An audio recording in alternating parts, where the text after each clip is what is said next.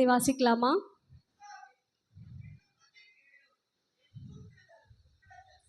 இரண்டாம் வசனம்.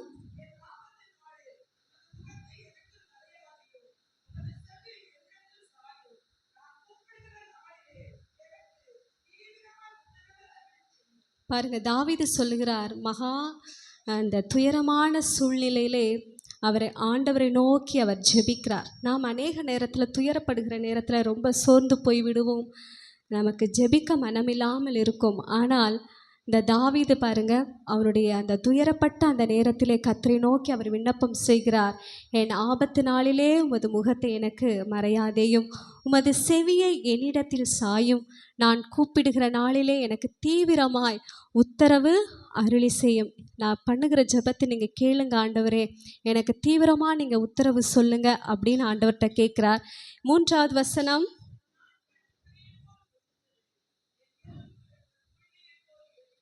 பாருங்க, புகை எல்லாரும் பார்த்துருக்குறோம் இல்லையா? புகை இருக்கிற மாதிரி இருக்கும், ஆனால் கொஞ்ச நேரத்திலே அது காணாமற் போயிடும்.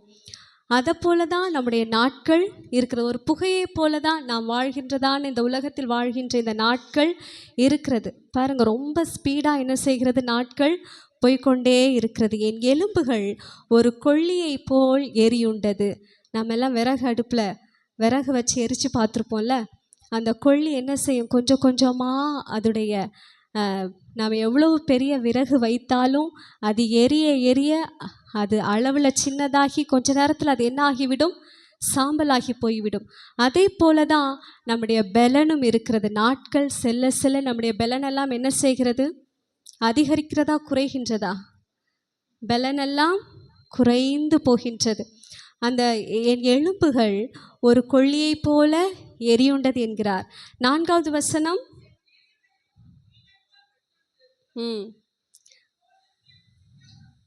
பாருங்க, துயரத்தினால அவருக்கு என்ன இல்லை, பசியே இல்லை. அவர் போஜனத்தை மறந்தேன் என்று சொல்லுகிறார். அவருடைய இருதயம் ஒரு புல்லை போல வெட்டுண்டு உலர்ந்து போய்விட்டது, புல்லை போல மாறிவிட்டது என்று சொல்லுகிறார். என் பெருமூச்சின் சத்தத்தினால் என் எலும்புகள் என் மாம்சத்தோடு ஒட்டி கொள்ளுகிறது. 6ஆம் வசனம் சொல்லப்பட்டிருக்கிறது, வனாந்திர நாரைக்கு ஒப்பானேன், பாழான இடங்களில் தங்கும் ஆந்தையை போலானேன்.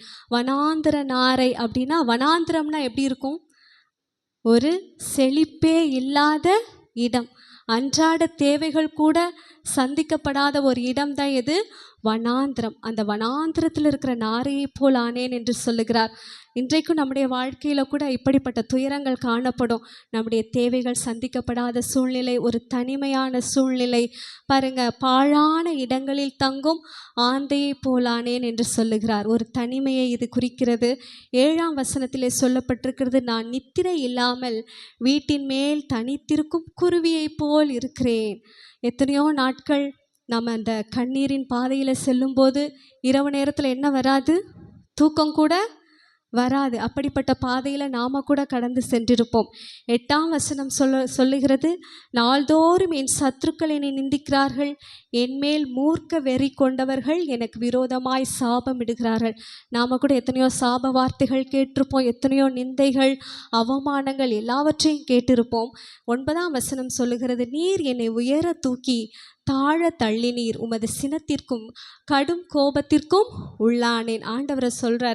ஆண்டவர்கிட்ட சொல்கிறாரு, நீர் என்னை உயர தூக்கினீர், ஆனால் எங்கே தள்ளிவிட்டீர், தாழ தள்ளிவிட்டீர் என்று சொல்கிறார். சில நேரத்தில் ஆண்டவர் என்ன செய்கிறார், நம்மை சீர்படுத்தும்படியாக, நம்மை ஸ்திரப்படுத்தும்படியாக ஒரு தகப்பனை போல நம்மை சிட்சிக்கிற தேவனாக இருக்கிறார்.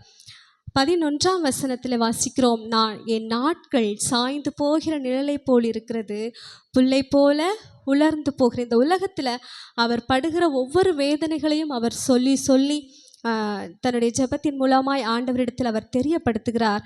ஆனாலும் அவருக்கு தேவன் பேரில் ஒரு மகா பெரிய விசுவாசமும் நம்பிக்கையும் இருக்கிறதை நம்ம கீழே உள்ள வசனங்களிலே நாம் பார்க்க முடியும். நாம் இந்த உலகத்தில் நம்முடைய சூழ்நிலைகள் மாறிக்கொண்டே இருக்கிறது, நம்முடைய பலன், நம்முடைய நாட்கள் எல்லாமே மாறிக்கொண்டே தான் இருக்கிறது. ஆனால் ஒரே ஒருவர் மாறாதவராக இருக்கிறார். அது யாரு? நாம் ஆராதிக்கிற தேவன். 13ஆம் வசனத்தை 12ஆம் வசனத்தை ஒருவர் வாசிங்க. ம் ம் ம் 27.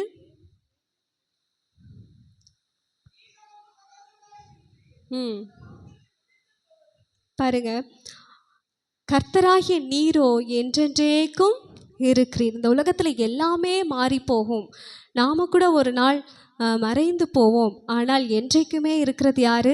நம்மை படைத்த தேவாதி தேவன். அவர் என்றைக்கும் இருக்கிறார். அவருடைய பேர் பிரஸ்தாபம் தலைமுறை தலைமுறையாக இருக்கிறது. 27ஆம் வசனத்தில் வாசிக்கும் போது அவர் மாறாதவராய் இருக்கிறார். அவருடைய ஆண்டுகள் என்ன செய்கிறதே இல்லை, முடிந்து போகிறதே இல்லை. அப்படிப்பட்ட ஒரு சர்வ வல்லமை உள்ள தேவன். அவர் என்ன செய்கிறாராம்? தன்னுடைய விசுவாசமான வார்த்தைகளை தாவீது சொல்லுகிறார். பாருங்க, 15ஆம் வசனத்திலே சொல்லப்பட்டிருக்கிறது, கர்த்தர் சீயோனை கட்டி தமது மகிமையில் வெளிப்படுவார். நாம் இருக்கிறது ஒரு நிலையற்ற உலகம், அதில் இவ்வளவு கஷ்டங்களை அனுபவிக்கிறோம். ஆனால் தேவன் நமக்காக ஒரு சீயோனை அவர் கட்டுகிறார். ஒரு நாள் அவர் மகிமையிலே வெளிப்படுவார். நம்ம யாரையும் அவர் என்ன செய்யவே மாட்டார், கைவிடவே மாட்டார். 16ஆம் வசனம் சொல்லுகிறது, திக்கற்றவர்களுடைய ஜெபத்தை அலட்சியம் பண்ணாமல் அவர்கள் விண்ணப்பத்தை அங்கீகரிப்பார். நாம் இங்கே ஒருவேளை திக்கற்றவர்களை போல இருக்கலாம். ஆனால் ஆண்டவர் ஒரு நாள் மகிமையிலே வெளிப்படும் போது அவர் திக்கற்றவர்களை, நான் உங்களை திக்கற்றவர்களாக விடேன் என்று சொல்லியிருக்கிறார். அவர் நிச்சயமாய் அவரோடு கூட நம்மை சேர்த்து கொள்ளுகிற தேவனாக இருக்கிறார். 25ஆம் வசனத்திலிருந்து வாசிக்கலாமா?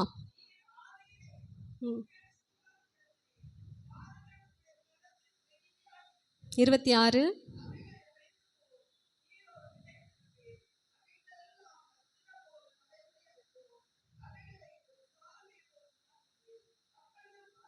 பாருங்க, ஆண்டவர் பூமியை அஸ்திபாரப்படுத்தினார், வானங்களை உண்டாக்கினார். ஆனால் அவைகள் கூட என்ன செய்து விடுமா? எல்லாரும் கவனிக்கிறீங்களா? எல்லாரும் என்ன பாருங்க,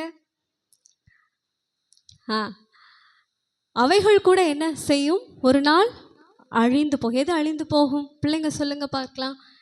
இப்பதான் வசனத்தை வாசிக்கிறாங்க. எது அழிந்து போகும்? அவர் உண்டாக்கின பூமி ஒரு நாள் அழிந்து போகும், வானமும் அழிந்து போகும். ஆனால் யார் மாத்திரம் நிலைத்திருப்பது? அவைகள் அழிந்து போம், நீரோ மாறாதவராயிருக்கிறீர், நீரோ நிலைத்திருப்பீர் என்று சொல்லப்பட்டிருக்கிறது. பாருங்க, 28ஆம் வசனம், உமது அடியாரின் பிள்ளைகள் தாபரித்திருப்பார்கள், அவர்கள் சந்ததி உமக்கு முன்பாக நிலை பெற்றிருக்கும். பாருங்க, எவ்வளவு பெரிய ஆசீர்வாதம். தேவன் நமக்கு ஒரு உன்னதமான மேன்மையான ஆசீர்வாதத்தை வைத்திருக்கிறார். நாம் ஒரு நிலையற்ற உலகத்தில் தான் வாழ்ந்து கொண்டிருக்கிறோம், அழிந்து போகிற ஒரு உலகத்தில் தான் வாழ்ந்து கொண்டிருக்கிறோம். ஆனால் தேவன் எப்படி நிலையற்றவராக இருக்கிறாரோ அதே போல் அவருடைய பிள்ளைகளுக்கும் தேவன் ஒரு நிலையற்ற வாழ்வை வைத்திருக்கிறார்.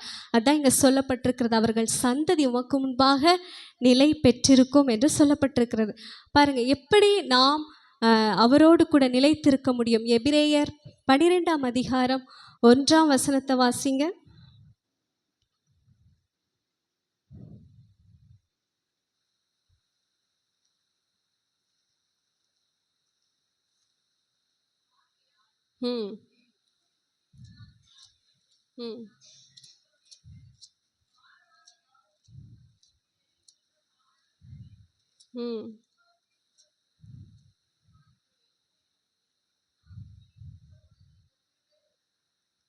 யாரை நோக்கி ஓடணும்? யாரை நோக்கி ஓடணும்? இயேசுவை நோக்கி ஓடணும். நாம் இந்த உலகத்தில் இருக்கிறோம், உலகத்தை நோக்கி நாம் என்ன செய்யக்கூடாது? ஓடக்கூடாது. வருத்தப்பட்டு பாரம் சுமக்கிறவர்களே, நீங்கள் எல்லாரும் என்னிடத்தில் வாருங்கள் என்று இயேசு அழைக்கிறார். பாருங்கள், நம்மை சுற்றி நெருங்கி நிற்கிற பாவங்களை என்ன செய்யணுமா? உதறி தள்ளணும். பாரங்களை என்ன செய்யணுமா? உதறி தள்ளிவிட்டு, பாவத்தையும் நெருங்கி நிற்கிற பாவத்தையும் தள்ளிவிட்டு, விசுவாசத்தை துவக்குகிறவரும் முடிக்கிறவருமாகிய இயேசுவை நோக்கி நமக்கு நியமித்திருக்கிற ஓட்டத்திலே பொறுமையோடு ஓட கடவோம். 2ஆம் வசனம்.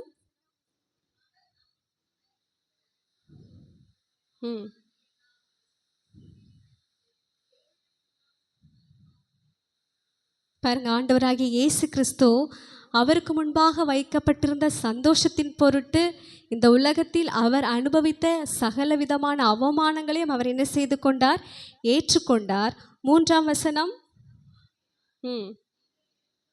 ஆகையால் நீங்கள் இளைப்புள்ளவர்களாய் உங்கள் ஆத்துமாக்களில் சோர்ந்து போகாதபடிக்கு தமக்கு விரோதமாய் பாவிகளால் செய்யப்பட்ட இவ்விதமான விபரீதங்களை சகித்த அவரையே நினைத்து கொள்ளுங்கள். நம்முடைய சோதனையான நேரத்தில் நாம் என்ன செய்ய வேண்டுமாம்? நாம் சோர்ந்து போய்விடக்கூடாது. நமக்காக விபரீதங்களை சகித்த இயேசுவையே நோக்கி நாம் ஓடுகிற போது நாம் எங்கே போய் சேருவோம் தெரியுமா? 28ஆம் வசனத்தை வாசிங்க.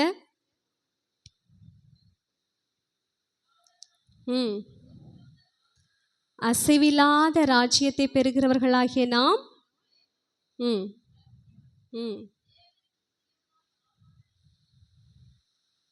பற்றி கொள்ள கடவுள். அவருடைய கிருபையை பற்றி கொண்டோம் அப்படின்னா நமக்கு தேவன் என்ன ராஜ்யத்தை கொடுக்கிறார்?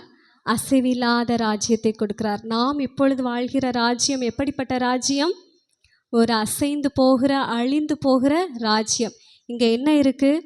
அழுகை இருக்குது, கண்ணீர் இருக்குது, துயரங்கள் இருக்குது. ஆனால் கர்த்தருடைய சமூகத்தில் நித்திய பேரின்பமும் பரிபூரண சந்தோஷமும் இருக்கிறது. அப்படிப்பட்ட ஒரு நகரத்திற்கு தான் தேவன் நம்மை ஆயத்தப்படுத்தி கொண்டிருக்கிறார். அதனால் இன்றைக்கு என்ன செய்கிறோம் அப்படின்னா, எல்லாரும் யாரை பார்த்தாலும் சிறு பிள்ளைகள் முதற்கொண்டு பெரியவர்கள் வரைக்கும் எல்லாருமே பயங்கர பிஸி. ஒரு பக்கம் கவலை என்கிற பாரம், ஒரு பக்கம் வேலை என்கிற பாரம். ஆனால் வேலையை நோக்கியே ஓடி ஓடி, பணத்தை நோக்கியே ஓடி ஓடி இருந்தோன்னா அந்த அசைவில்லாத ராஜ்யத்திற்குள்ளே நம்ம பிரவேசிக்க முடியாது. எந்த சூழ்நிலையிலும் அவரோடு கூட நாம் ஐக்கியம் உள்ளவர்களாக இருந்தோம் என்றால் தேவனுடைய ராஜ்யத்தில் நாமும் பிரவேசிக்க முடியும். இயேசு கிறிஸ்து இந்த உலகத்தில் ஊழியம் செய்த நாட்களிலே அவரும் ரொம்ப பிஸியாக தான் இருந்தார். ஆனால் அவருடைய ஐக்கியம் எப்போதும் யாரோடு கூட இருந்தது? யாரோடு இருந்தது? பிதாவோடு கூட இருந்தது. அதனால தான் அவர் வெற்றி சிறக்க முடிந்தது. நமக்காக எல்லா விபரீதங்களையும் பொறுமையோடு சகிக்க முடிந்தது. அதனால் நமக்கு நிறைய வேலைகள் இருக்கும். ஆனால் அதன் மத்தியிலும் யார் ஒருவர் தேவனோடு ஐக்கியமுள்ளவர்களாய் நடந்து கொள்ளுகிறார்களோ அவர்களே அந்த அசைவில்லாத ராஜ்யத்தை சுதந்திரிக்க முடியும். அவர்களுடைய சந்ததிகள் தான் என்ன சொல்லப்பட்ட அந்த சங்கீதத்தின் கடைசி வசனத்தில் சொல்லப்பட்டிருக்கிறது. அவர்கள் அவருடைய அந்த தேவன் நமக்கு வைத்திருக்கிறதான அந்த சீயோனில் அவர்கள் என்ன செய்வார்கள்? தாபரிப்பார்கள் என்று சொல்லப்பட்டிருக்கிறது. கர்த்தர் நாம் ஒவ்வொருவருக்கும் அந்த கிருபைகளை கர்த்தர் தருவாராக. கர்த்தர் நம்மை ஆசீர்வதிப்பாராக.